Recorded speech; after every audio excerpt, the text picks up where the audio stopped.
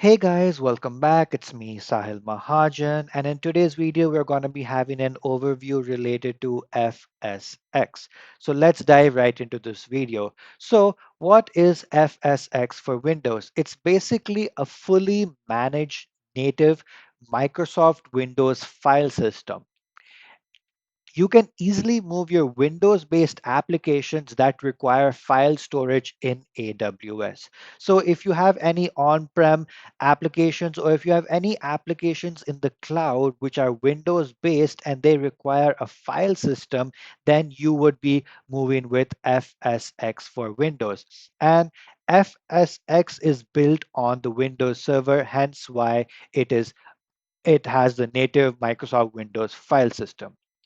Moving on, let's discuss about the differences between FSX for Windows and EFS. So first for Windows, it is basically a managed Windows server that runs the Windows Server message block based file system. It is designed for Windows and Windows-based applications. So if you have any Windows applications that need a file system, you'll be going with this. And finally, it supports Active Directory users, ACLs, that is access control lists, and groups. Coming over to EFS, it's basically a managed NAS filer for EC2 instances based on the NFS v4 protocol, and EFS can only work on Linux or Unix based AMIs or instances.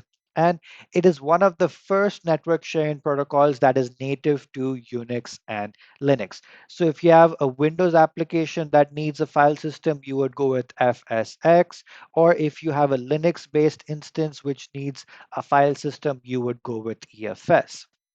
Now, moving on, let's have a discussion related to Amazon FX for Lustre. It is basically a fully managed file system that is optimized for compute intensive workloads. So if you have any workload that is compute intensive, you would go for Lustre. And a few of the use cases that we have is for HPC, machine learning, media processing, and electronic design automation. All of these use cases mentioned over here are compute intensive workloads. So if you have any use cases where you're doing any of these specific processes that require a file system, then you would move forward with Amazon FSX for Lustre. So I hope you guys did get a good understanding related to all of this. If you guys did like my video, please make sure to like, and if there are any other topics out there that you guys would like me to cover, please do comment them down in the description. I hope you guys have a great day ahead. See ya. Take care. Bye bye.